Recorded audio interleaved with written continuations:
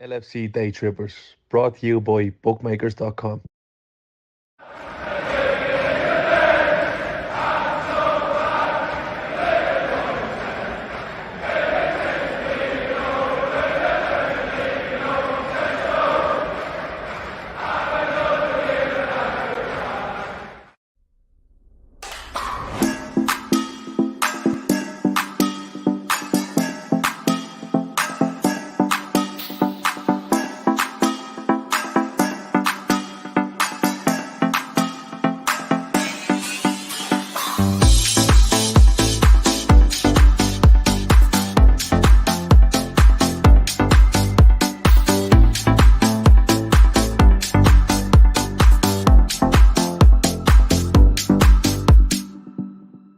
Hello, good evening, and welcome to the Fatback 4, sponsored by bookmakers.com from the LFC Daytrippers. I'm Gav, as always. It's Emmet, Keith, and Seany with me, and we could have just played last week's show on a repeat tonight. Or the week before. Or the week before, or the week before that. But we haven't, because we were more dedicated than that, or fucking foolish than that, to be quite honest with you. Check out bookmakers.com in the link in the description for their website if you like gambling, and you know, that's up to you. But do so responsibly if you gamble. And if you don't like gambling, stats and all that sort of stuff is on there as well. So go check them out. Later on, I will talk to you about our charity and our golf day. And yeah, we'll see how we go. Good few things to talk about tonight. This is going to get heated, I think. If you're listening to this later, or you're watching it now and you've kids anywhere near you, put something over their ears, send them out of the room, whatever it might be, because there might be language, there will be language. And I never usually give that warning, but I am tonight. Keith, how are you, my man? Yeah, great, yeah. I fucking hate these. Hate them. Right. Wrap it up. Sick of them. Fire everyone in the club. Sell the club. Burn the fucking club. Do what you need to do. I'm sick of them. Okay. But in all honesty, we still love them, and we'll be back next week. They were all again. They were all a next Monday, yeah. Seany, how are you? Andy Kaufman reckons you're boiling here. Grand. Yeah. You actually are. Where I am. Yeah. I'm grand. Very chilled. How was your weekend? It's great. Watched Napoli today. They're fucking deadly. Gonna lump on them doing the Champions League. Yeah, you said that to me last week. Yeah, I really like the look of them. Who've got in the last 16? Their first game's Frankfurt. Oh, okay. So Tell you who they won't want to get. They won't want to get Jurgen's tricky Reds. No. March style Jurgen, tricky Reds you won't want to get. So you're on the Napoli bus, Seany. Your weekend's being good. Bank holiday tomorrow. I don't know if it's a bank holiday in England, is it? I think it's just Ireland. They gave us one because of COVID. We got a free one. Yeah, we got a free one. Bridget's there as well, isn't it? Yeah, they just made a name up. Bridget will do, and then they just went with We're that. going to be making crosses tomorrow. That was Sound Bridges Day is actually the 4th of February, I think. Yeah. But they just made it up. He said Seany was kicking Yumplas out of frustration in Patrick's Park. It's actually in Stephen's Green. I leave them alone in Patrick's Park. I live too close to there to be Don't kicking shit on your own doorstep. Yeah. Look, Seany's all good. I'm grand. I told you to play in August. I know, but you know, Seany will be. He's grand now. We can't guarantee that by the end when we all annoy him. Just us three here annoy Seany. Emma, how are you? Yeah, it was probably a good thing doing the full-time Reds yesterday because I kind of got a little bit stuff off my chest, so I had time to calm down, and then went out and the local team got stuffed 5-0 today. So Seany's lumping on Napoli, I'm lumping on Montpellier to win the Leinster Junior Cup. Okay. I don't think you'll get that on bookmakers.com though. Montpellier, they're not playing League One. Or League On. Yeah. Montpellier for north side of Dublin. Where we start? Right. Emma and Matt done the post match yesterday. They went through all the game from start to finish. God love them. For their sins. So, as normal, we're not going to go through every little incident. But I have to start with the fact that 12 minutes into the game, Liverpool are 2-0 down. So easy to play against. So timid. Defending appalling. Jurgen Klopp comes out after and says that's just not allowed to happen. Well, it does happen. And the first question I wanted to ask was, and I think, like Seany said, like writing off seasons, he said it for a while now. And I don't think Liverpool are going to do anything this season. I think they'll go out of the Champions League against Real Madrid. That's my personal opinion. I think they'll do well to finish in the top 10 in the Premier League. That's also my opinion. So Keith, if we're all comfortable with that, do we just have to make ourselves hard to play against? Without trying to, let's do this and let's do that. Just go out and make ourselves hard to play against. Because we are so fucking easy to play against, Keith. Like, one ball over the top, a little bit of pace down the side, a ball into the box, and it's just mayhem everywhere. Do we just have to make ourselves hard to beat and hard to play against? Will that bring results, Keith? Or what do we do? Because it's just the same every fucking week. Yeah, we're in football purgatory at the moment, in the sense that we're an elite team. Well, we are an elite team and the players are the elite players, but they're nowhere near that. So if you're a struggling team and you're used to being a struggling team, you'll just round up the troops, batten down the hatches, and just go back to basics of football. The problem Liverpool have and other elite teams when they're in this position is they're not really used to batten down the hatches and going back to basics with football. And that's where Liverpool find themselves. I think we're the easiest team in the league to play against. McCallion agrees. I can't think of many other times big teams where this easy to play against. It's unbelievable. Like, Chris Prosser's put in a comment there, Nat Phillips and Milner have got to come into this team, and I could not agree more. Couldn't agree more. This team needs Nat Phillips in it, and that's where we're at. And I love Nat Phillips. I think he's a great guy. I think he's done well for Liverpool when he's called upon. He's never let us down. And we're at the stage now where Nat Phillips needs to come into that team, because Joe Matip had a stinker yesterday. Joe Gomez, to me, is just a kid who's fallen off a cliff with fitness and then confidence. And it's just sad to see for the young fella, because he's still quite young. But I don't know how we do it, Gav. I don't know if we have the minerals to go back to basics. Like, I don't think we have the midfield that can go agricultural. I don't know if we have the forward. We don't have the forwards. I mean, what do we do? Nat Phillips is my only answer, and if Nat Phillips is the answer, I don't know what the fucking question is. Nat Phillips, James Milner. I would have said Jordan Henderson, but he's stinking the gaff out now as well, though. So, like, he's not giving you any fight or any fucking any of the fight or the battle that you need in there. Paul Gormley says Mo and Trent need to be benched. Yeah, two of the biggest culprits of the lot, two of our biggest superstars. So what do you do? Like, how do we go back to basics? That's what I can't understand. That's what I can't get my head around. How do we go back to basics? We don't have the minerals. We don't have the players for it. We do not have the players to go. Like, we can't go back to a sort of a batten down the hatches, right, and go solid at the back. How the fuck do we go solid at the back? Nat Phillips, I don't think it's enough. You know what I mean? I don't think it's fucking enough. Well, I'll ask you this then, before I move on. I think Seany's still there. He might just turn off his camera for a minute. No, I'm still here. Just yeah, no bother. We're going through a bit of an ongoing energy crisis, so I'm just doing my bit to mitigate that. You know what I mean? Okay, all right. I like your woman. What's her name? I can't remember her name. But Keith, you're saying you don't know how to go back to basics. I'll ask you this group of players. No. Dan, I understand that. I'll ask you this then: is part of you thinking that because you look at them players in the pitch and you're thinking, are they even fucking trying at this stage? Yeah, there's certainly looks to be effort issues, and there's no hiding that. Do you know what I mean? There's no way you can say, oh, they're trying. It's just not happening for them. They're not fucking trying. I'm not seeing the effort there. And look, they're great servants, great players. I've confidence that the team will get back. That Klopp will get a lot of these back to where they were. But at the moment, I just don't know how. Like, I spoke about the defence there.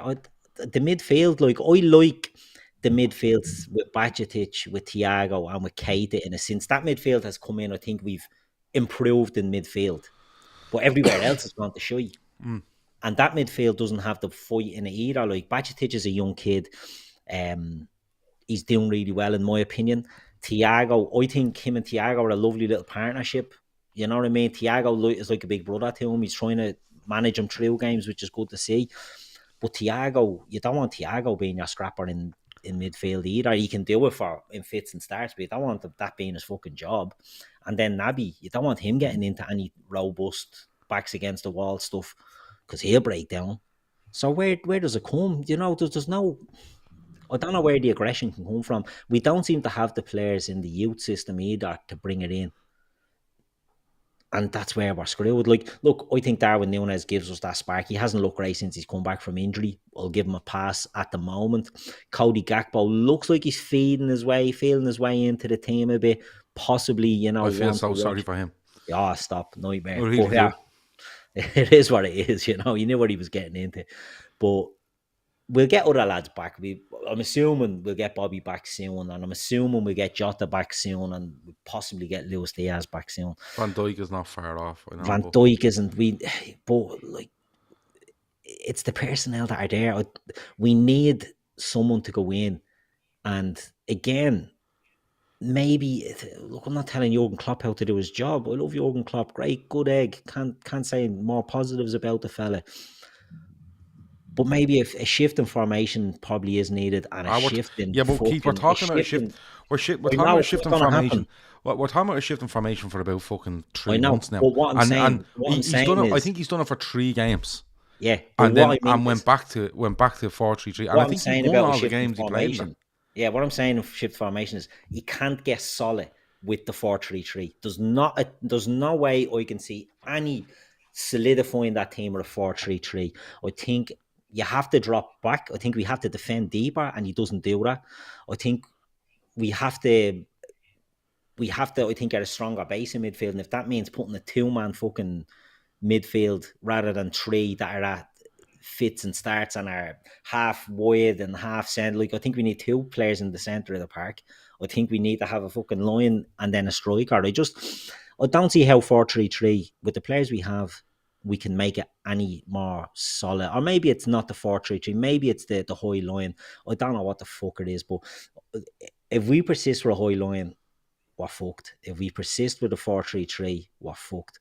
And I'm not telling Jurgen what to do or how to fix Liverpool. I trust the man will get it himself. But just looking at them at the moment, I agree with everything you've said. I think we go out of the Champions League. I think we struggle to do, and up to last week I thought we could challenge for the top 4, but every week it's not just that we're getting beaten, it's that we're getting fucking battered. Do you know what I mean? We're getting kicked around the place, and there's no way that they're going to turn it around. I was hoping they'd have turned it around even up 3 weeks ago. I was hoping by now we'd be back on a little scuttery run of getting results with the odd performance. We're getting nothing. We're not getting performance, and we're not getting results, and we're not getting effort, and that's the worst thing. That's the crime. We're not getting effort. They're not fucking trying. And you know what?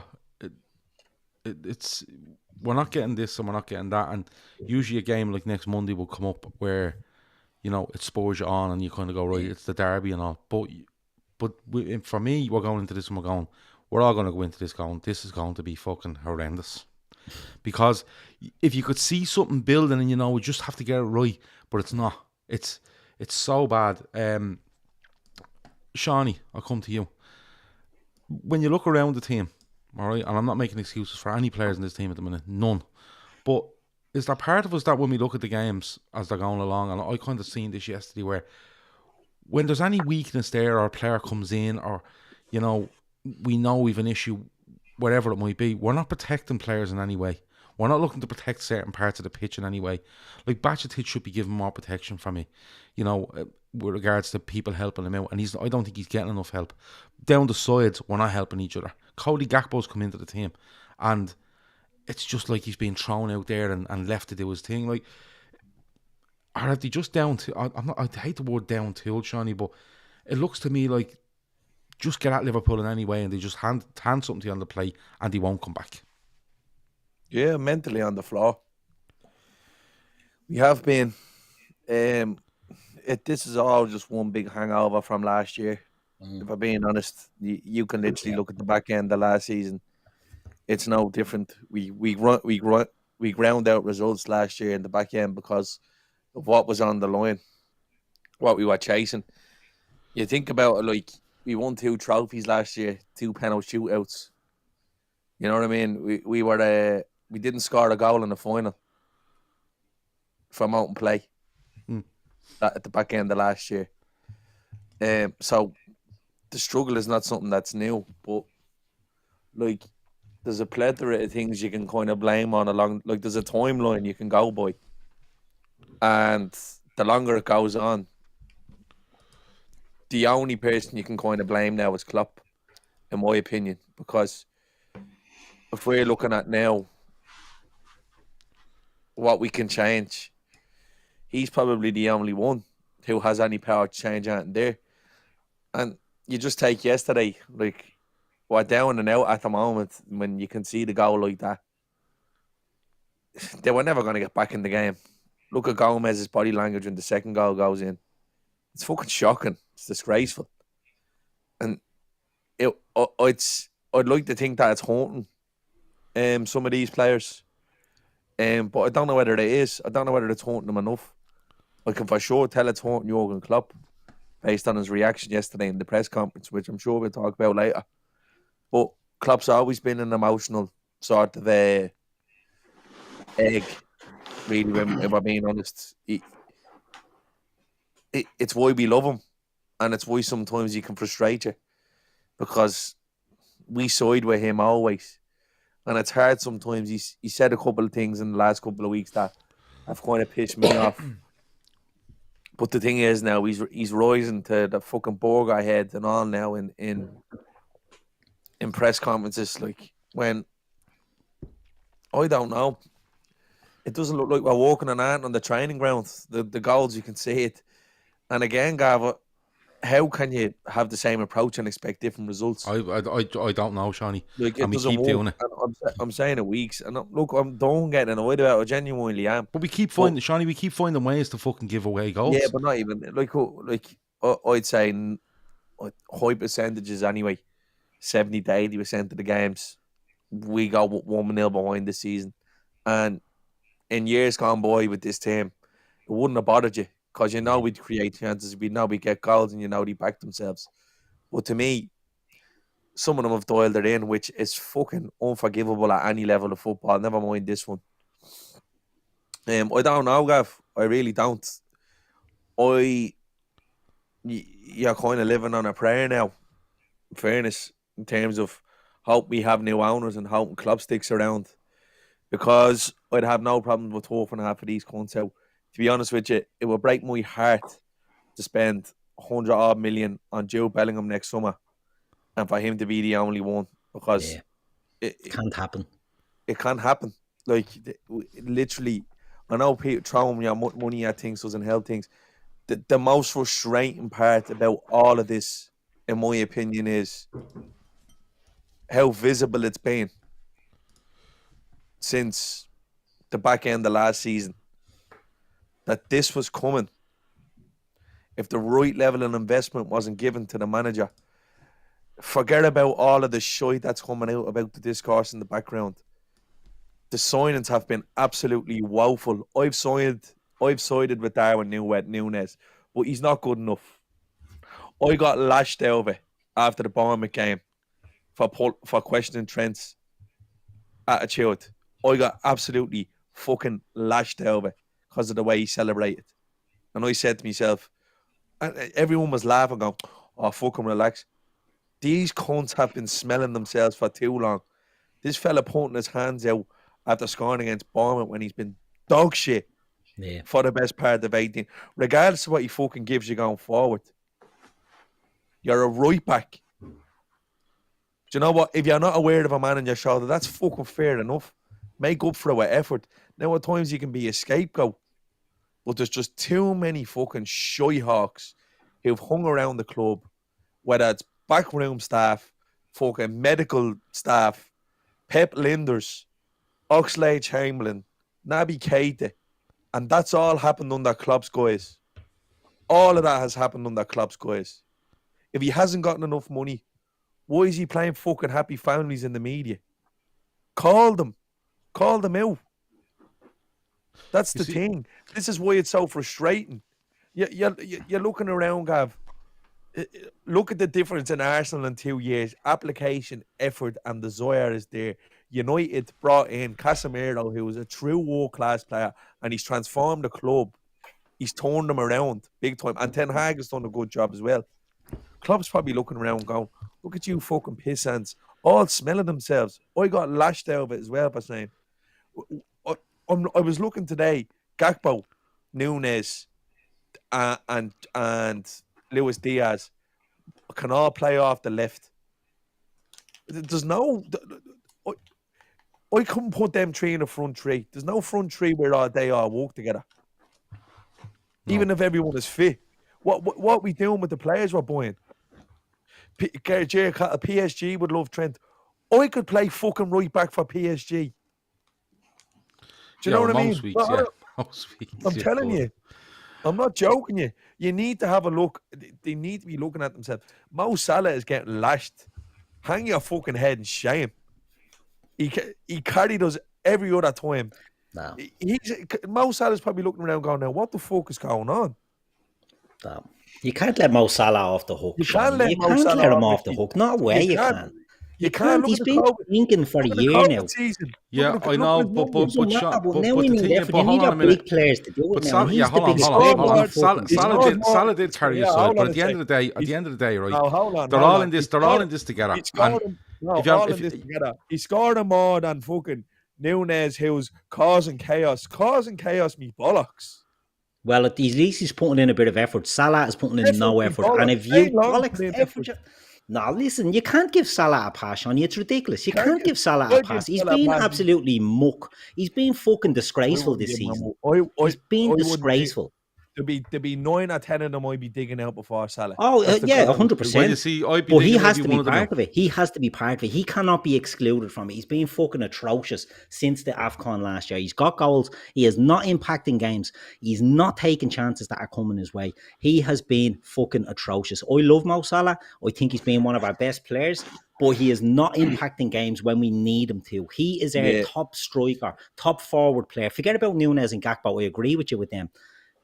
Diaz is not going to give you the numbers that Mo Salah done. We need Salah, and he's nowhere to be fucking found. That's the problem. Trent the same. The big players, the superstars in this team, we need them to fucking play, and they're not doing it.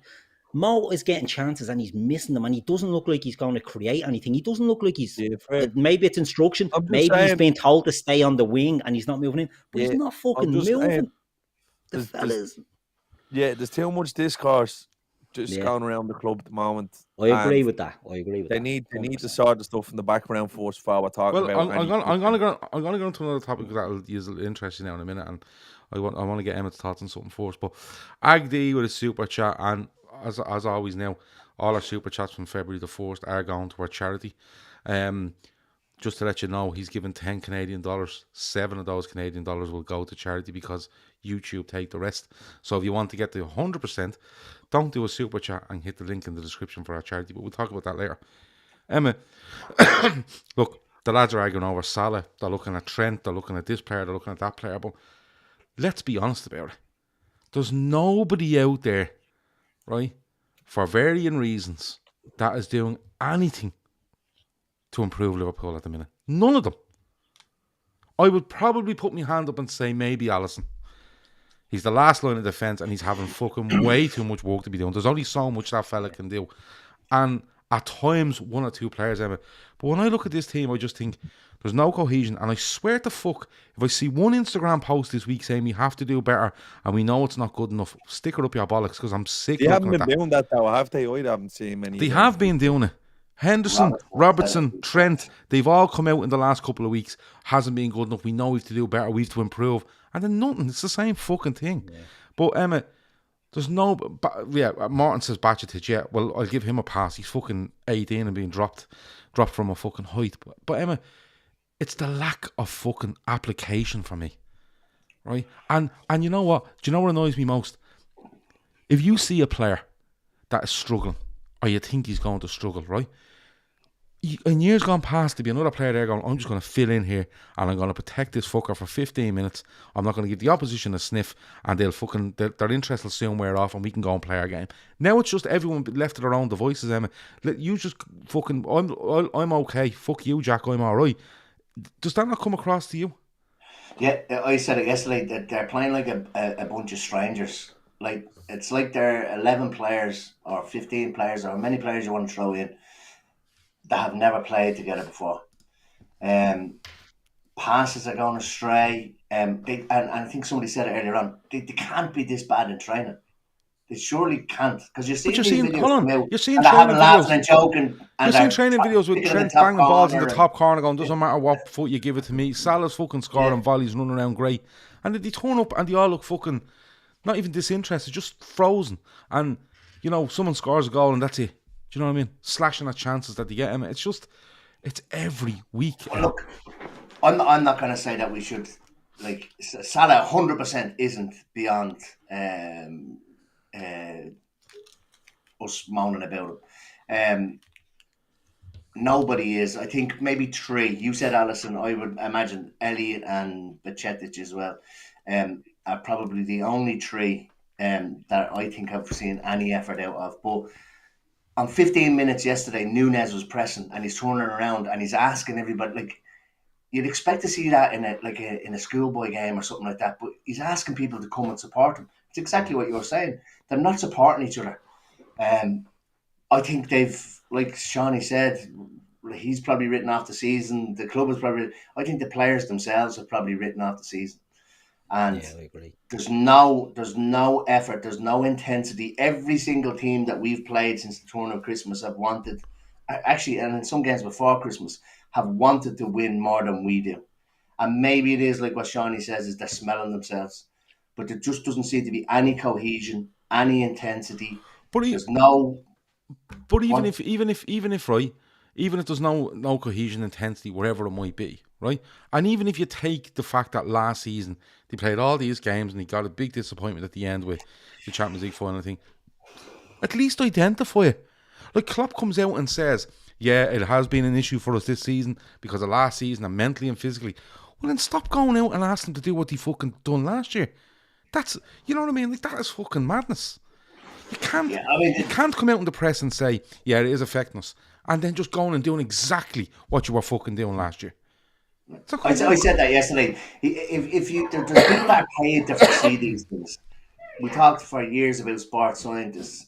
Like if you knew this was going to happen, or the intensity was too high last year, or we played 63 games, or we played every single game that we could, nothing was done to legislate for that, to actually back us up or to provide backup to these players that are going to be running on empty.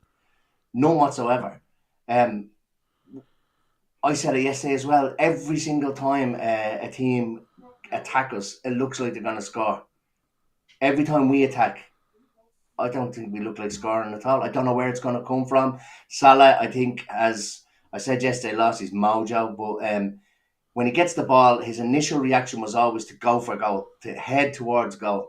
Now he's stopping the ball. He's holding it up. He's looking to lay it off. And it's just like, there's something not right. And I don't think it's only down to confidence and only down to tiredness.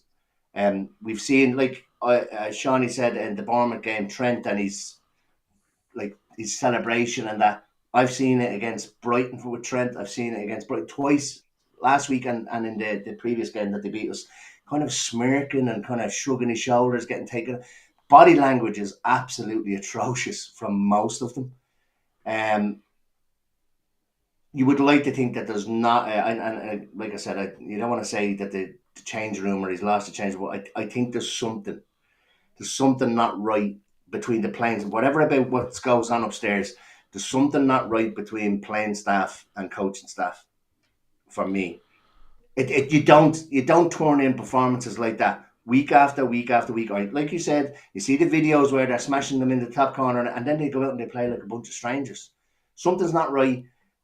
And it hit home even more for me yesterday when you see Klopp sitting on you very rarely see him sitting on the bench. He's sitting on the bench and his head is bowed. And he's just looking mystified at what he's watching. So it's like they're not following instructions. And I get that they're playing the 4-3-3 and he needs to change something. But like it's fairly simple. You follow instruction, and I don't think most of them are following instruction. They're playing as individuals for me. I don't even know if they're playing as individuals, because if you're playing as an individual, you'll get something out of somebody. Yeah, individuals can win matches. Do you know what I mean? Individuals will put, like, I'll want me bollocks off from me, and he'll look after himself. Whereas other times it'd be like, I'm going to walk me bollocks off for me and him, and he's going to do the same for me.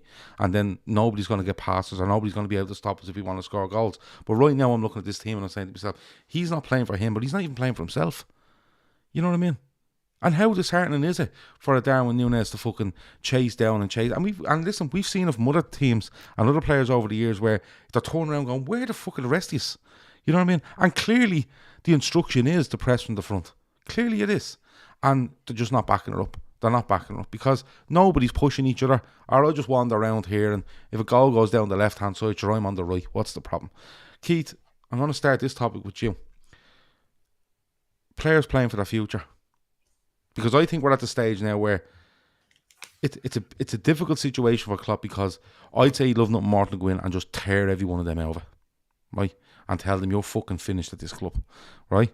And don't get me wrong, they were brilliant last season. Right? And for seasons before that.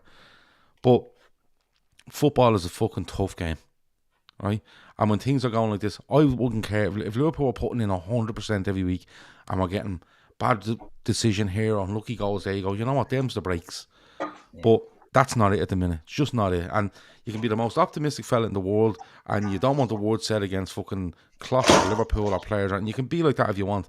But honestly, right, it's not just down to a bit of luck and stuff like that. It's down to everything that is meant to go into a football team. And it's a balancing situation I think he has now between now and the end of the season. But surely, Keith, there's loads of them there that you didn't think. And I hate writing players off because it's a bad half season, And I know it goes in the back end of the last season, but the back end of the last season was still, we were right on everything till the last minute of every competition. So overall, it's a bad half season, and you can look a little bit beyond that. But, and I don't want to be too harsh on some, but I'm looking there going, like, literally, there's probably 4 or 5 in this squad, 6, where you go, they're okay, but the rest of them you would start to ask serious questions over. And now it turns into not just, we're Bellingham and a couple of midfielders in the summer. Now it's strap yourselves in, because this is going to take fucking 2 to 3 years to sort. Yeah, you don't want the a down season where it's going to be a bit of a transition season.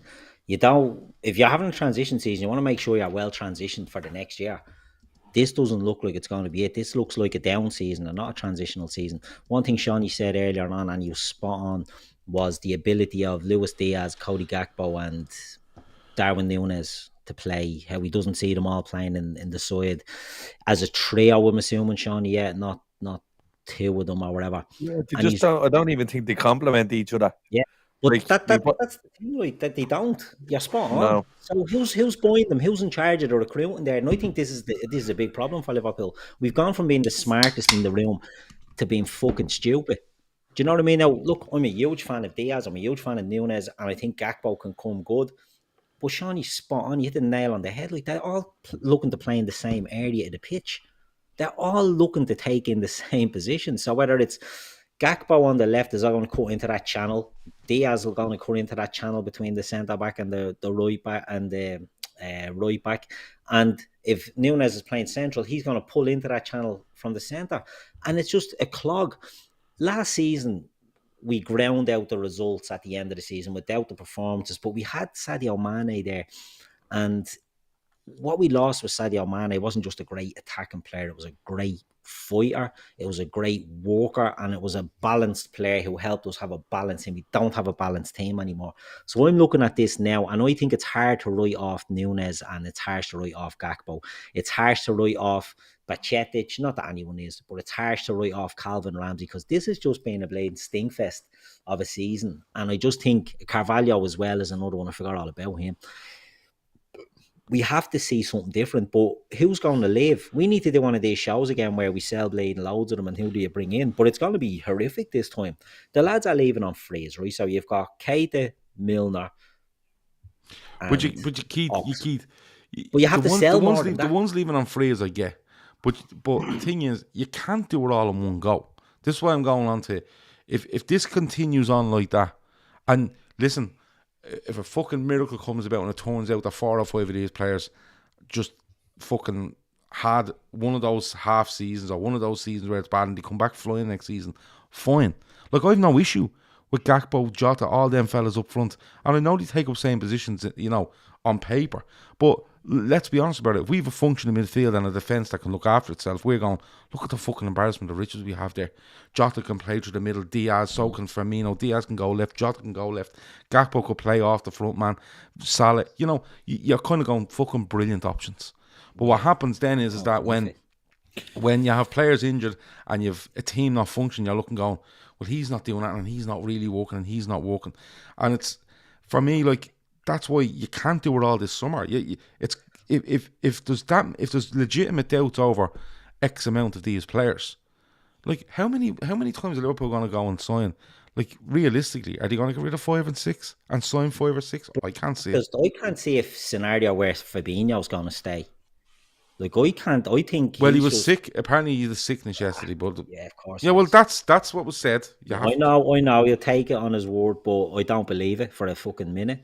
He wouldn't have been playing, so he would have been on the bench.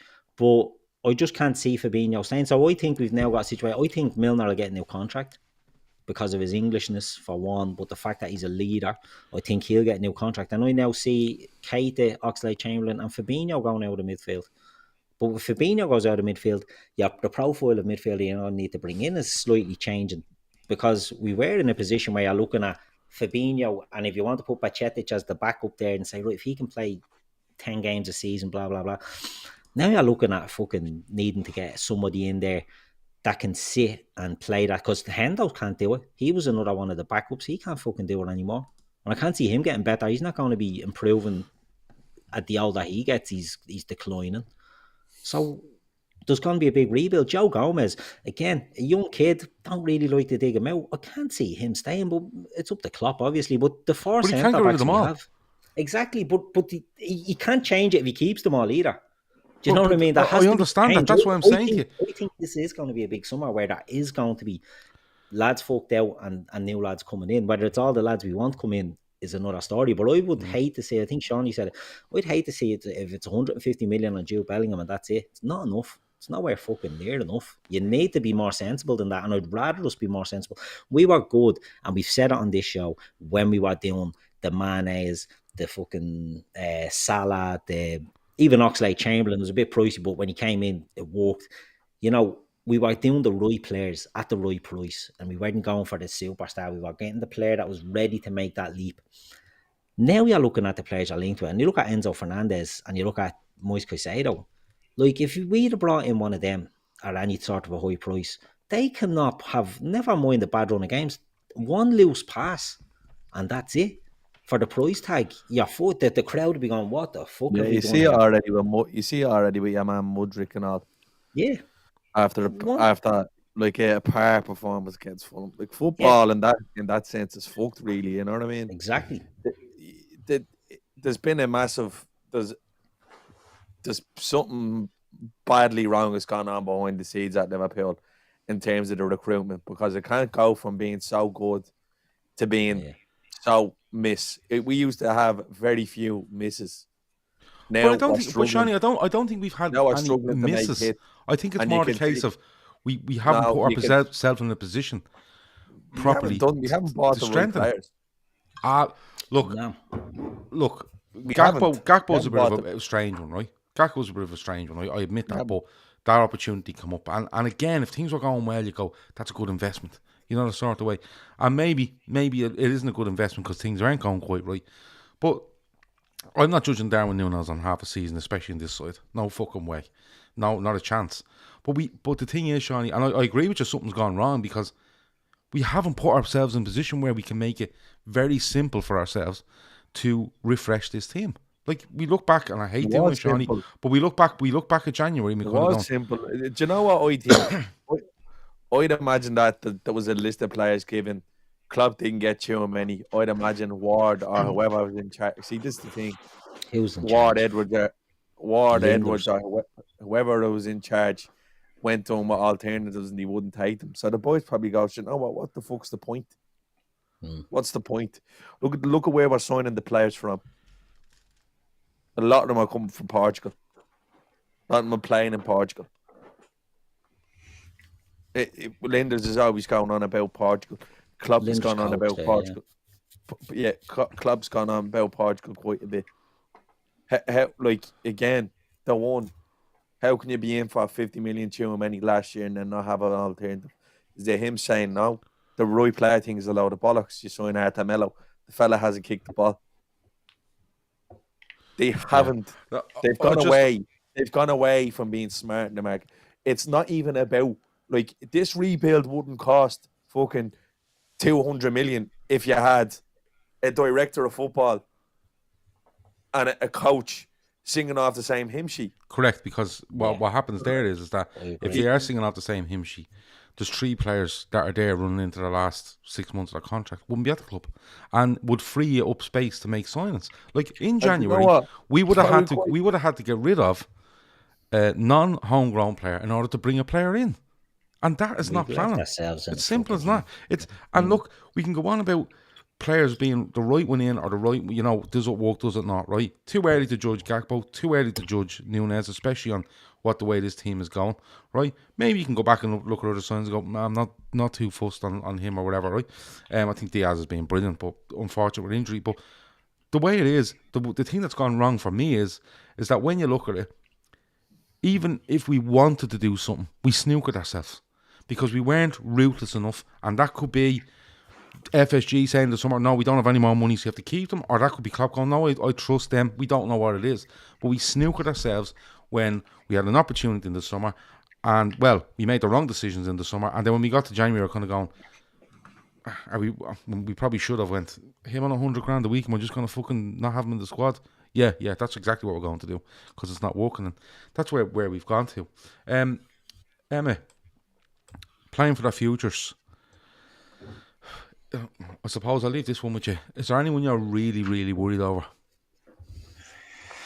Fabinho, same as Keith. Keith is massively. And somebody that you probably this time last year wouldn't have had any worries about. Is there anybody else I worry about? I worry about Trent. And I worry about Salah. And I'm not trying to get into a slanging or shouting match, but he hasn't been good since AFCON last year. Okay. Up until the end of the season, he was contributing. He wasn't probably scoring, but he was contributing. He was creating. He was putting in a shift in the team.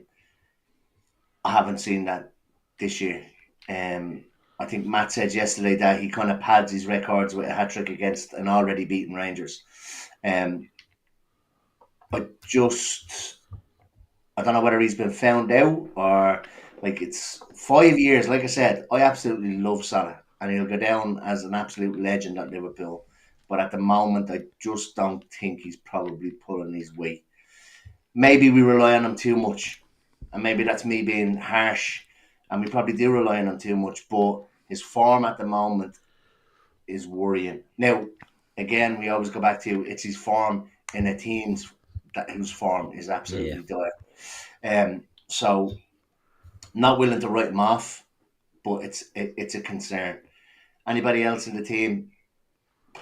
Look, Henderson has been written off several times and come back, but I think this is probably the final time he'll be written off. And great captain, but I think his race is probably run. And but his race is run in the sense that he's an automatic starter for Liverpool. Yeah, 100%. But I don't think it's wrong. I don't think I don't think he fits that Milner role. I don't even think he probably gives you as much as Milner now. But what I'm saying is, and that's fine. But you can't do it all in one go. So if it comes down to you say to yourself, and Henderson might feel that he can play, every week, and I don't think he can. And I'm kind of hesitant to talk about Henderson because it goes off in fucking mayhem. Yeah. But this is where we are, and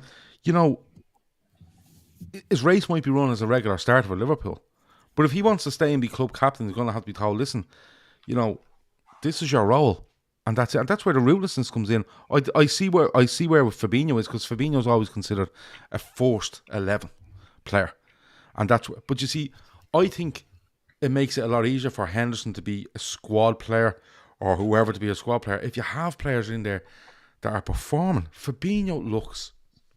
It was that night against Wolves, and I seen Seany. I think he texted us or he tweeted and he says the compilation for this would be hilarious. He's just kicking the ball in the air, and I was like, that was never Fabinho. Fabinho used to protect the ball, get it down, wouldn't give it away. He'd either make a simple pass to somebody or he'd play one around the corner and he'd get us out and get us going. And it's just like, get the fucking ball away from me. You know what I mean? But I get your Fabinho one. That's where I think there may be something, because we've seen and we've spoken about it. We've seen an awful lot this season. Klopp on the sideline and absolutely balling Fabinho out of it, and probably rightly so for his performance. But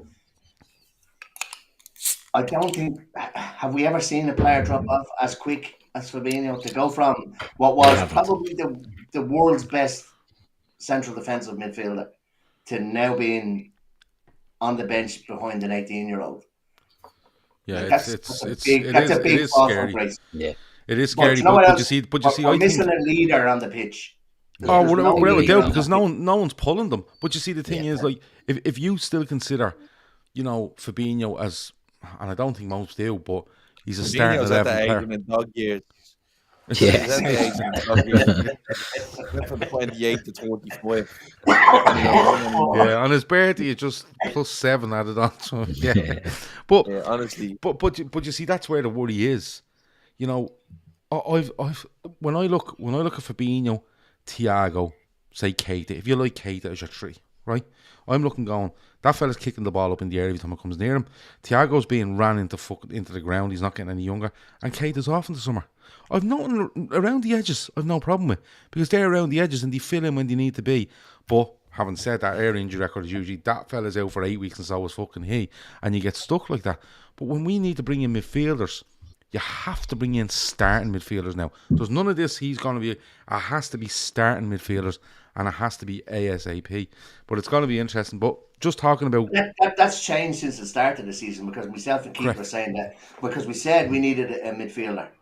Everybody wanted an attacking midfielder. Myself and Keith said probably a defensive midfielder is what we need, but we didn't realise we were going to fucking need it as much as we did. Yeah. It was backup for Fabinho, wasn't it, at the time? Exactly, always. And it's like I just think midfield is the area of the pitch that's probably been neglected for the longest period of time.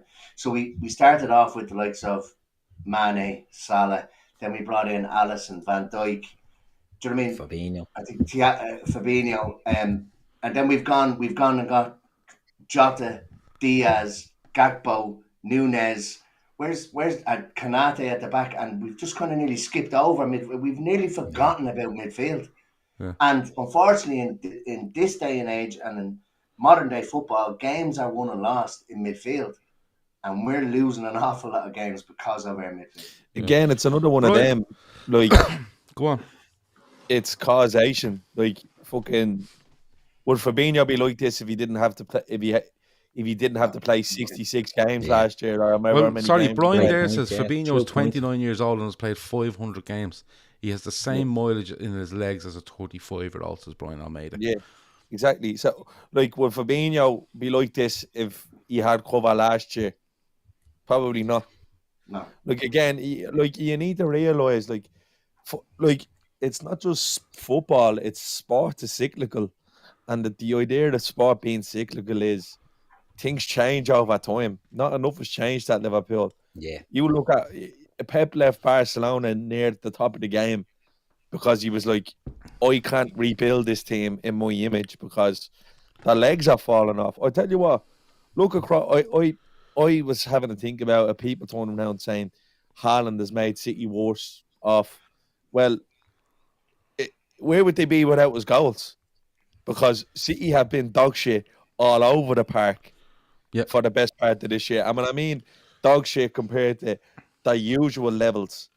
I'm looking at them going, where would they be without Haaland's goals? I don't think they'd be. You would get the argument that they don't play as but fluidly, but he's banging in goals. Yeah, De Bruyne comes off the bench today. He can't run anymore. Bernardo Silva's running in treacle. I watched the game today. I was watching them. And I'm thinking to myself, this is Liverpool at a smaller scale because they've had 2 squads and even they're falling off. Yeah. Yeah. They're Look at feeling the Cancelo. brunt of it. So look at that's what I'm trying to say to you. It's not, we're not like fucking an anomaly in the matrix here. Look across the way. City are the same at a smaller scale. They just have two squads. They're nowhere near the level they were at. De Bruyne come off the bench today and he couldn't run. And I was watching it going, Jesus Christ, and someone are going, City are just lumping a lot of the because they haven't got the fucking, look at who was ripping it up for them. Mahrez, who's been in and out of the team. He's probably been their best player this year. Hasn't played that much football for them, in and out. Who was their best performer at the front end of this season before he got injured? Bobby Firmino. Haven't played an awful lot of football. It's not a coincidence. Yeah. It's not a coincidence. We have not done enough over time to protect these world-class operators that we've had. And they've all gone to shit now, and they're eating the shit. They're eating the failures of recruitment club, or however you want to fucking blame. It's a collective. There's no doubt about it. It's a collective. Down. They've let the team down. They're probably looking around going, we need help. Virgil van Dijk even said at the start of the year, we needed more players. It'd be nice to have more players. Now, whoever you blame on, spend, not spend, stand on new stand, training ground, a new training ground, or fucking whatever's not there and what is there, COVID, you need to have a look at what's going on around. They haven't done enough. There you go. Fabinho has had to play all of the football that Henderson couldn't play when he was injured, all of the football that Keita couldn't play when he was injured, all of the football that Chamberlain couldn't play when he was injured. And there was times last year where we needed to fucking rotate the team, and you are looking at your Keitas and your Chamberlains, and they weren't there. They were nowhere to be seen. We couldn't fucking rotate. Now, if we were playing sideways fucking tappy-tap football like Van Gaal, you could probably hold an argument. But the football we've played over the last 5 years, the intensity of it all, the natural cycle of any team is 3 to 4 years, 5 years max, if you get everything right. We've got 5 years out of this team. We've won every trophy. We should have won every trophy twice.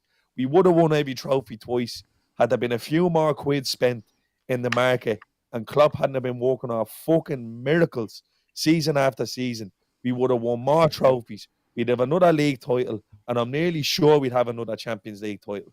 I'm nearly sure we'd have another Champions League title. We would have beaten Atletico at home. We would have went through that toy, but we didn't. We won the league. We won the Champions League. We signed Sepp van der Berg.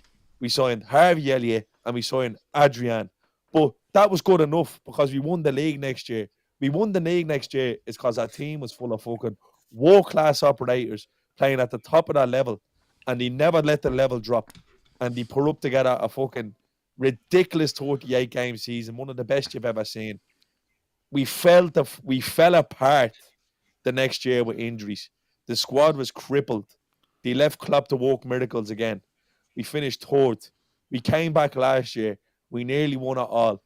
The team is on the fucking bones of its arse. They've been bled dry. Klopp even said it a couple of weeks ago. We tried to squeeze everything out of them. It's completely fucking unfair on these players. That's why I won't have Mo Salah slander. Because the fella hardly missed a game for Liverpool since he signed. He's always been there. He never pulled up for any fucking injuries. He pulled us through the COVID season, the year when we fucking finished second and third. He put us on his fucking back and brought us over the line. And now he's looking around going, what the fuck? What have they done to help Mo? How many right-sided attackers have we signed? Can't sign a right-sided attacker because of Mo. Yeah, but how long, Keith? He doesn't have to play every game. But he does. That's the problem. He seems to have to play every game. When we have dead rubbers, the fucker is playing. And that's on Klopp or it's on Mo. One of them. Either Mo, man, there you go. Klopp is saying Midtjylland away in the fucking in the Champions League that time. And he's fucking, if the game's a dead rubber and they're throwing it in. So who do you blame? Shit rolls downhill, lads. If they had assigned more players, Klopp would have been under less stress to keep the likes of Keita and Ox around. They would have been able to fuck them off. But Shawnee, listen.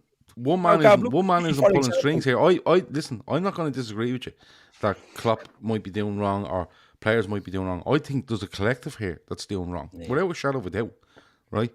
And like I said, and we've said it so many times on this channel and on this show on a Sunday night, right? We don't know what happens. We don't know who wants to make signings, doesn't want to make signings, has the money, doesn't have the money, wherever it might be. We definitively do not know, right? But as a collective, right, Michael Edwards included, right, because he's only gone out with the club a year. It's not like it's all, this has been probably brewing and it's come to fruition now. As a collective, this club, and it's starting to show now, right, that when it came down to it, we walked ourselves into a situation where A, we kept players for too long. B, when we had the chance to get rid of them, we didn't. And C, even if we wanted to bring players in, we can't. And that's on loads of people. Like, you see, Pep Linders, and Pep Linders is a part of the issue. But don't tell me Pep Linders calling all the shots at Liverpool Football Club, right? He is a corporate son. That's all bollocks, all right? Okay, no, but genuinely, that wasn't a smart but hold on a comment, minute. like, Listen, I'm telling you now, right? If anyone wants to come on here and talk to me directly and tell me that Pep Linders is calling all the shots at Liverpool Football Club, I'll discuss it with them, right? But it's complete and utter bollocks, right? If you're telling me that Klopp is the main issue and the only issue, bollocks, right? Because the only issue that I see with Klopp from my point of view is, and Seany touched on it earlier, if he has a problem with FSG, he needs to say it, right?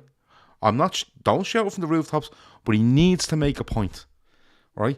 Because if not, it's presumed that he's going along with whatever's happening, right? And that means he's part of the issue, right? And I've no problem with people being part of an issue. Everything is never right all the time.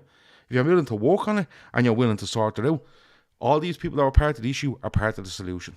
But right now, right, picking out Klopp and picking out Linders or picking out FSG, right? And listen, that's a whole different fucking ballgame. Or picking out Cornmoor or picking out this, and you're kind of going, how can you just, you know what I mean? Like genuinely in your own head, do you think Jurgen Klopp, the man that people worship, right, is walking into work every day and saying, I'm managing Liverpool Football Club, but that fella over there is running the show? Would you fucking give me a break? No. I swear on my life. Give me a break.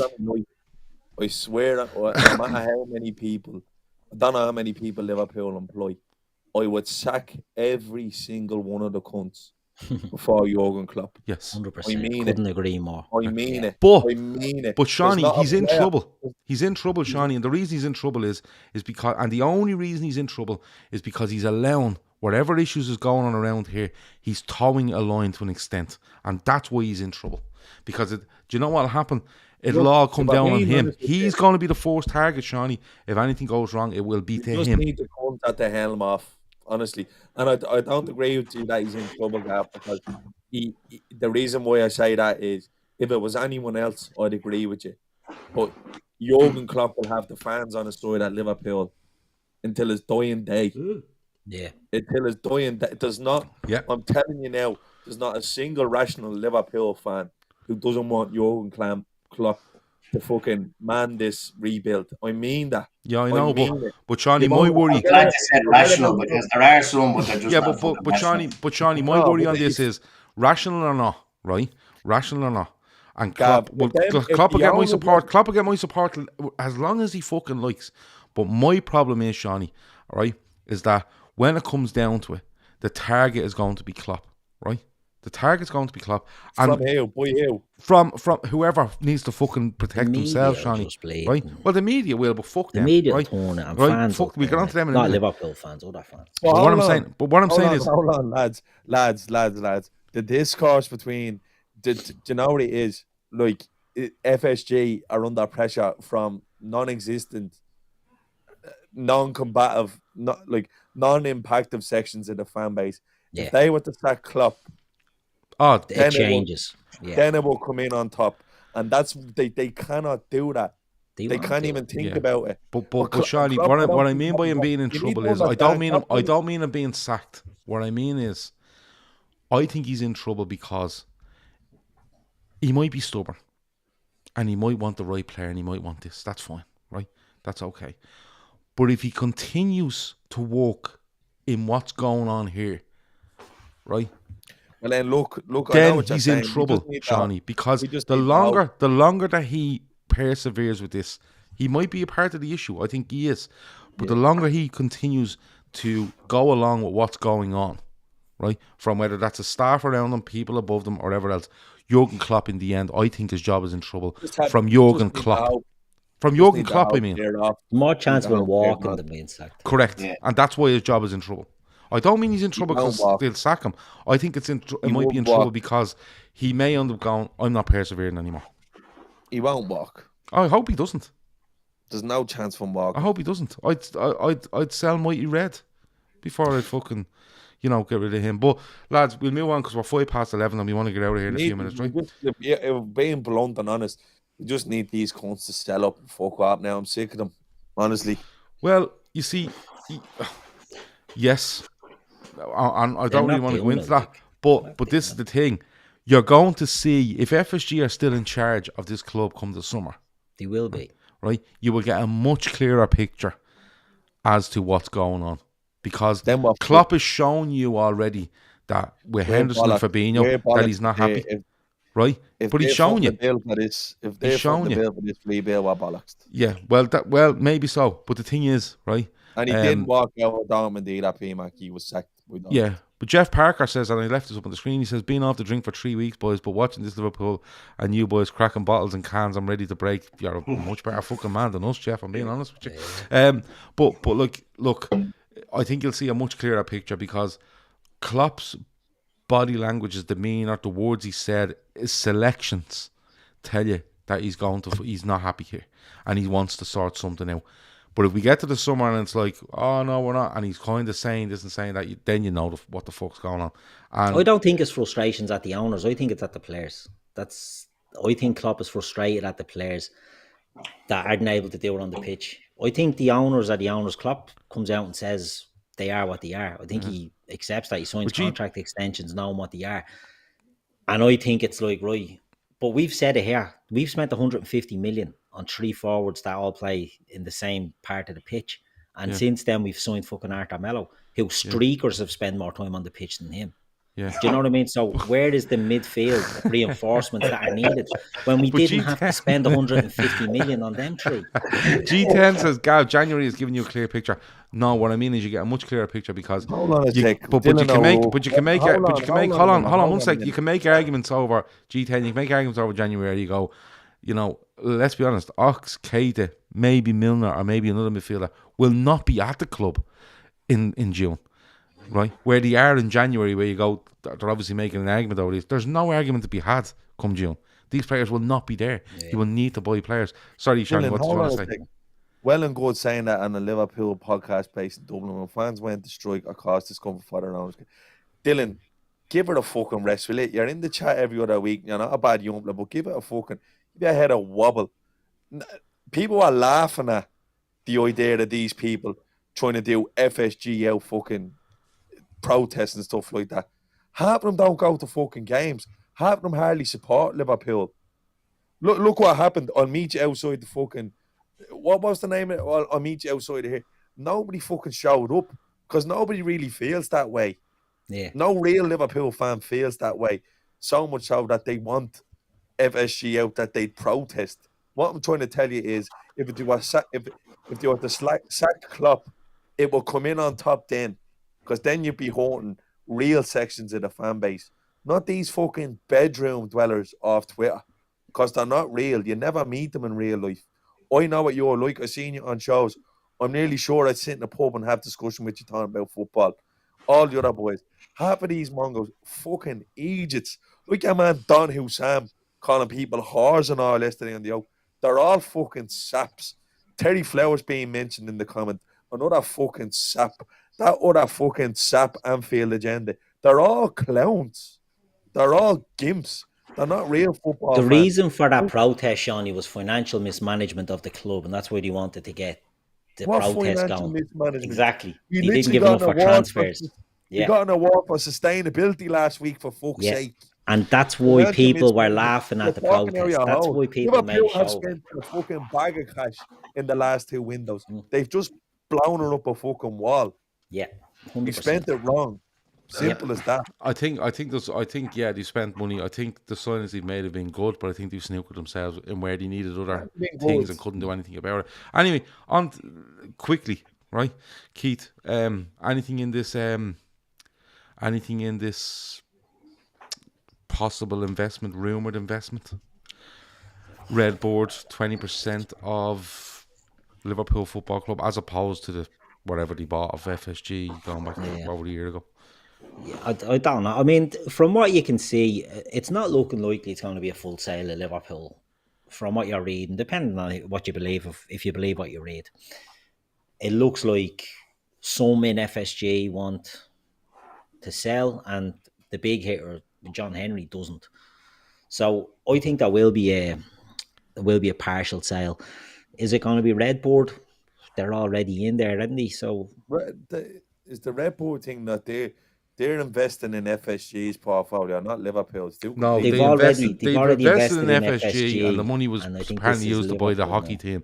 This is a different deal that's being suggested where they'll buy 20% of Liverpool Football Club, not FSG. And what they're saying is that's just money back to FSG. No, but you see, the thing is, like, again, do you know what? I don't really want to go into it in too much detail, but like, do you think there's anything in it, Keith, or is it just a case of the window I think it's closed more 5 likely days than ago? a full sale. I think it's more likely than a full sale. That's where I'd say. I think partial sale is more likely than a full sale. So there could be something in it. I think they'd rather work with American investors that they're familiar with than maybe other parts of the world that they're not. Because I think that the rumoured Qatari bids and Middle East bids was more for control, total control. So they're not going to come in and just pony up money for transfers without having control of the club. I think it will. I think it could be something in this Red Board thing. I think they're always sniffing around, and I think there's not many investors that would be willing to do it unless there was an end goal. And Red Board could see it as the end goal to getting control of Liverpool. But my take on it, Jake Semester with a super chat asked, Gav, can we talk about James Pearson Klopp? Yeah, we will in a minute.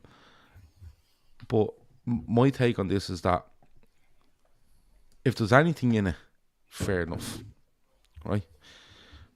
We can't do anything about it. That's just the way they want to fucking do business. Now, I've seen a lot of people saying, oh, well, you know, they're going to take this billion and they're going to stick it towards their fucking NBA team or whatever they're buying, right?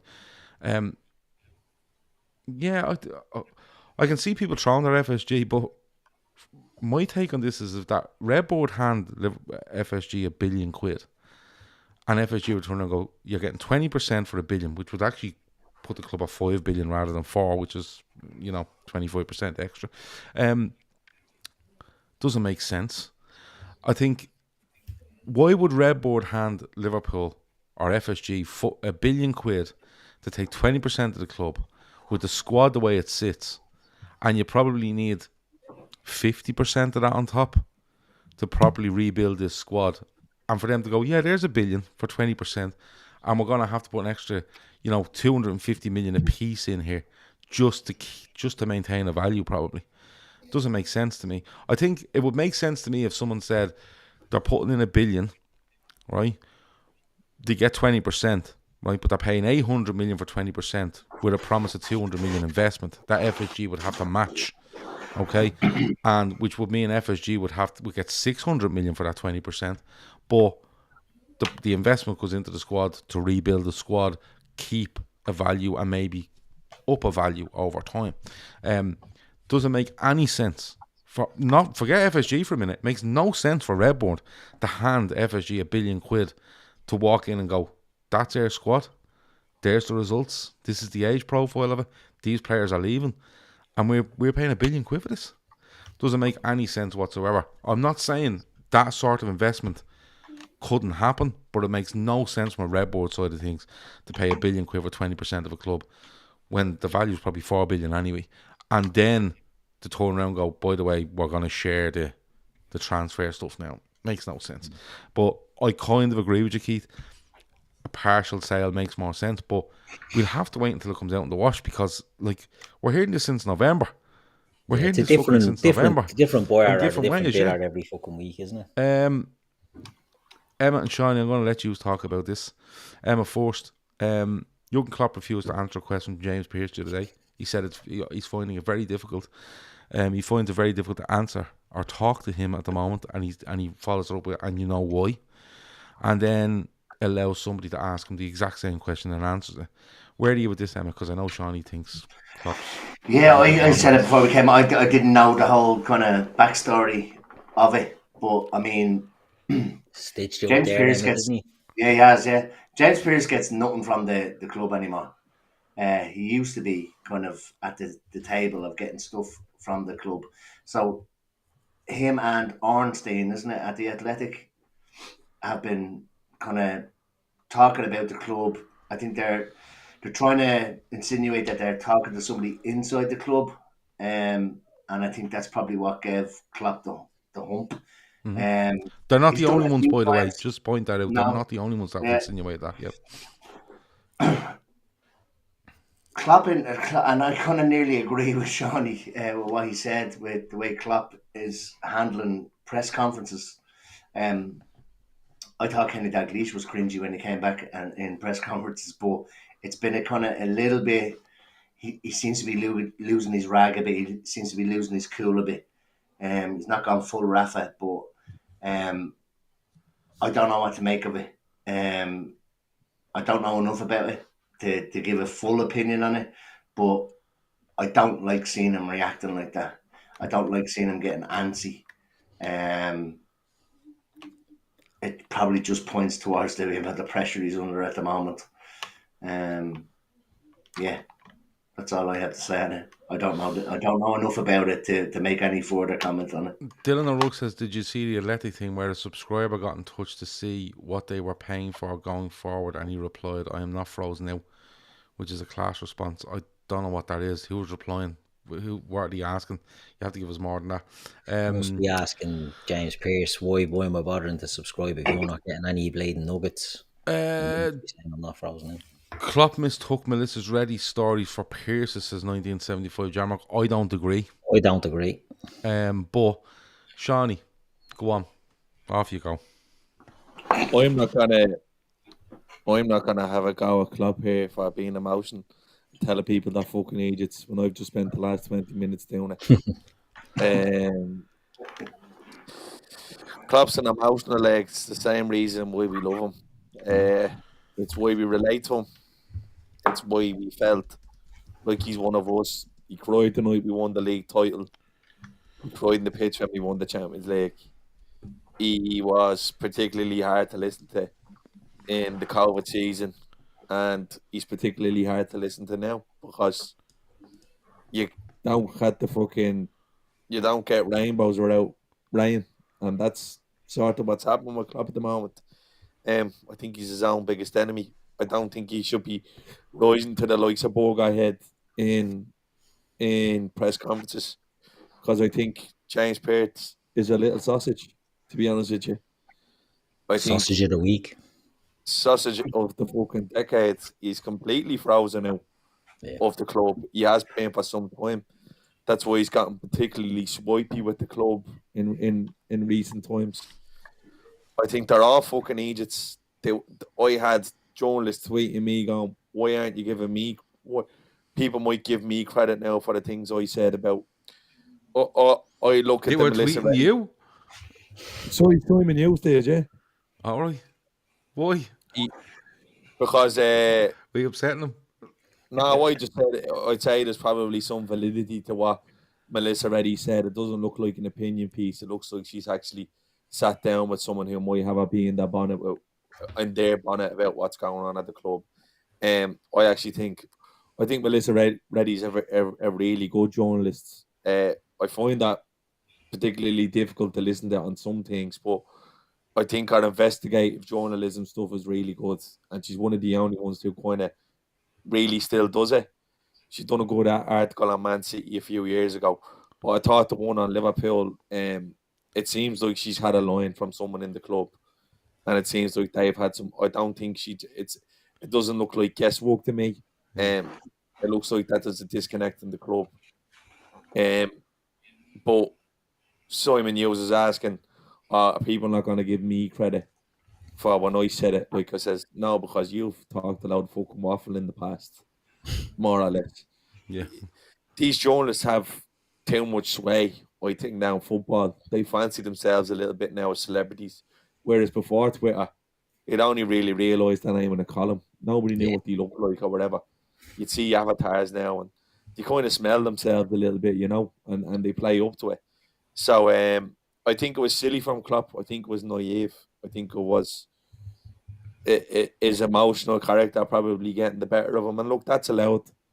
Shows he still cares. But he shouldn't be rising up to him because James Pearce is a fucking idiot, if I'm being honest with you.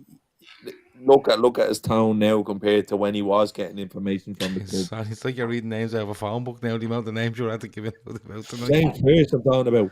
No, I know, I'm just saying you're reading them off tonight. Come on. No, I'm just saying, like, the change in him since he's obviously been frozen out. You very, can very see clear, it. isn't it? Yeah. Like, you don't, like, it's so easy to see. And look, just I'm taking a step away from all the social media shit now at the moment. And you kind of become more rational in that sense. I just think Klopp's clever enough to be sending Linders and all to press conferences, and when he doesn't do them, I just think he needs to wise up a little bit. Because literally, like the other day, you see the way they play on his words. They asked him, and your man like caveated by going, "I'm gonna ask every manager this weekend, what do you think of Chelsea spending?" And Klopp says, "Oh, I'm not gonna say anything without me lawyer." And then he goes, "I'm joking, of course," but they just had to clip the first part of that sentence. The second bit didn't appear very many places, did it? Never appeared. And then Klopp looked like the biggest wanker in the world. Look, if I was a United fan, I'd probably think Klopp's a wanker. The same way I thought Ferguson was a wanker. The same way I thought Mourinho was a wanker. But that's just the way it is. They do whatever they can to deflect. But that wasn't deflection from Klopp. I think it was silly. It was playing into his hands. And the little prick, Pearce, was playing up to it on Twitter nearly straight away after the press conference. Oh, that was a quiet press conference. He shouldn't let any of these fuckers have any control about them. If he's any head on them, he'd just do what Ferguson done to all the BBC lads. They were slandering his players and ban them. And tell them you're not coming in anymore. I don't think that you make Levy and Pearce. Well, I think for me, James Pearce needs to stand up and answer Klopp. And the reason I say that is because The Athletic wrote a story in November, start of November. It was the Monday before the Southampton game. I know that because I was at a funeral and we were in the pub when it broke and I was going to Liverpool that weekend. And they wrote a story with the big tagline, Liverpool are for sale. And everyone went, what? What fucking hell? And went in, and when you read it, it was just, they asked questions of Liverpool Football Club and the response they got was, Liverpool are always looking, blah, blah, blah. There's been a numerous change of ownerships in the Premier League, blah, blah, blah. And I went on and they sold it as this. There was a follow-up article the following day, and there's been tag teaming going on like that for the last couple of months. Now, I would say, and this is only my take on it, that James Pearce has, and I think James Pearce is a good journal. I do think he's a good journal when he writes stuff and he gives his opinion. I think he's a great journal. But the problem I've had, and where I probably see Klopp coming from, is that over the last little while, James Pearce has insinuated that he's speaking to a member of staff within Liverpool Football Club, and this is where he's getting information from. Right? Well, that's what he said, because somebody says it here, right? And I'll read it out because he brought it up. Let me just find it. Yeah, Monty says, from here, this was a quote from James Pearce. From here, it is accepted internally that the club carried out a shambolic PR strategy led by the head of press, Matt McCann, who spent the summer of 2020 living with Jurgen Klopp while his wife was away during a break in the season or whatever it was. I'm ad-libbing the last bit. Right. No, I'm not finished. Right. So that's where he insinuates that somebody internally is admitting to James Pearce that somebody working with Jurgen Klopp is telling you that it was a disastrous PR campaign, right? That's the first one. And then that recently James Pearce writes about, and if he writes as an opinion piece, it's absolutely fine. But he makes out that Liverpool have problems. They didn't sign from a position of strength. That's absolutely fine. They didn't spot issues and do stuff. That's absolutely fine. But the part of it that gets it is that he's making out money is a major problem. He says this, money being a huge factor, right? And he doesn't know that. He actually doesn't know that, right? Now, I think James Pearce, as well as that, actually gets the backlash off Melissa Reddy's article, right? Because Melissa Reddy, Man United correspondent for the last fucking year, okay, and I think she's fucking camped outside Old Trafford for the last year, has turned up in the last 24 hours or 40 hours and written an article, again insinuating that an employee has suggested that there's this issue and that issue. And that's where, from me, Jurgen Klopp, yes, emotional, without a doubt. Yes, shouldn't probably rise up to this. Absolutely fine. But that's where I think Jurgen Klopp has gone, enough's enough now. Because you can write opinions all you want, but stop insinuating or trying to roil me and the club by saying there's somebody within our ranks that is telling you all these stories. And that's, I think, what Jurgen Klopp's issue is. Hold on. So, where was this James Pearce? The Athletic, I think. All right. So that answers all. I think it was in the Athletic, and I think it was Seany Hughes that had wrote it as well. I don't think it was all James Pearce, but I think the issue was that they all contribute, and that's the way the Athletic seem to work, isn't it? So a Liverpool story will be by David Ornstein and James Pearce, or Simon Hughes and James Pearce, and it's the typical shit that's in there. Opinions, everyone's entitled to an opinion, but I think Klopp has issues with the Athletic. More so than the individuals, but I think he must be taken out. And I think maybe it is the Melissa Reddy thing coming in on top as well, because it seems to me, and Seany said it as well, I think, maybe before we came on or now, that who do you think the mole is, Seany, with Melissa Reddy? Did we say that, or did we talk? I think it's Michael Edwards. There we go. I think it's Michael Edwards as well. And he's not an employee anymore at the club, and I think Klopp is taking issues with people saying it's an employee at the club, and that's what I think. It's maybe that he feels they're stored and shite, that it's people in there when it's probably not people actually in there, people that are connected to it still, but maybe not. And look, I'm making that up. I'm not saying that's fact, Jono says there, don't forget Sam Wallace and Miguel Delaney, who both wrote articles saying sources in the club are telling them shit, right? Saying sources is one thing. That could be fucking anyone. That could be a car park attendant, right? But saying an employee is a lot stronger word, and I understand a car park attendant is an employee, but what I'm saying is it's a lot stronger word than a source in the club. It's a lot stronger than that.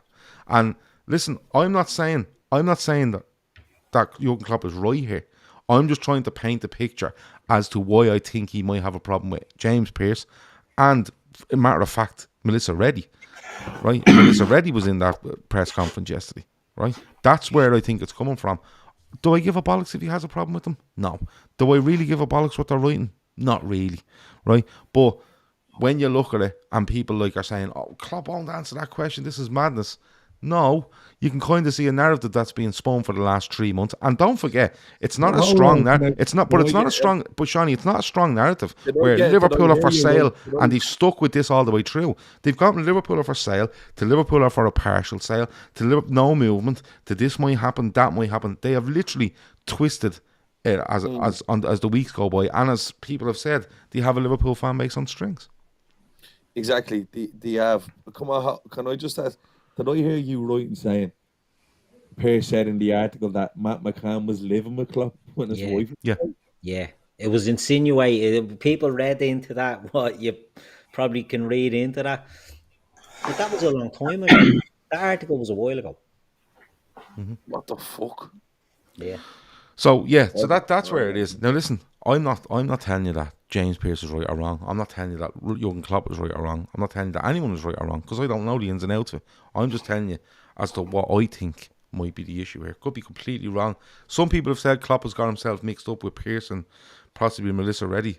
Maybe so. No, I'm not saying he'd mix Melissa Reddy and James Pearce up if he's seen them on the street. But what I'm saying is, in regards to the articles that he's writing, I think something's gone on there, Gav. That it's more than just an article. There's no way it absolutely could be. There's definitely something that we don't know. It absolutely could be, but I think going to call him out for not liking an article that was wrote 6 months ago because someone else wrote an article similar to it now. There's something's gone on there, in my opinion. With yeah, absolutely, maybe so. And the way it is, like, I've kind of from a distance followed the narrative that the Athletic have done around Liverpool over the last couple of months, and I don't agree with it because I just think it's